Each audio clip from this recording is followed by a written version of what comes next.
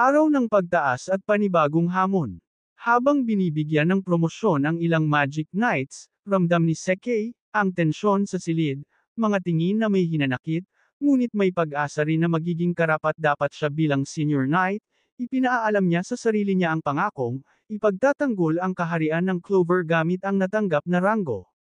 Ipinahayag ang promosyon ng ilang kilalang mahikero, tulad ni Yuno, Locke, Noel, Mumusa, Finril, Leopold, Saul, at Sekei. Habang ang ilan ay tinanggap ng buong pagmamalaki, may ilan, lalo na mula sa Black Bulls, na hindi kasama, lalo na si Asta, dahil nasa gitna siya ng paglilitis. Makikita sa mga eksena ang kawalan ng pansin sa Black Bulls, si Asta ay na-exclude dahil sa trial, isang malinaw na tensyon, ang taong nasa likod ng pagliligtas ay pinaghihinalaan, ito ay nagpapakita ng kawalang pag-intindi at kawalan ng pantay na pagkilala. Dorothy at Nozel scenes. Really good episode, excited to finally get on with the training arc. I was confused, why Asta isn't there? Ang mga fan reactions ay sumasalamin sa kagalakan, para sa promosyon at arc na darating, pero pati na ang pagkadismaya sa hindi pantay na recognition.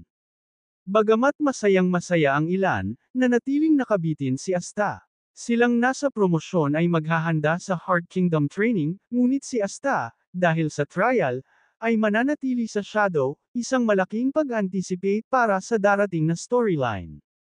Simula sa Coronation Room, presentasyon ng promosyon at ang tensyon ni Sekei. Ipakita ang galak ng ilang knights, contrast sa pagkakalimot sa Black Bulls.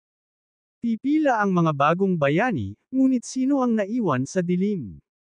Isang episode ng promosyon, pagkilala, at papasok na pagsubok, hatid sa inyo ng Black Clover episode 153.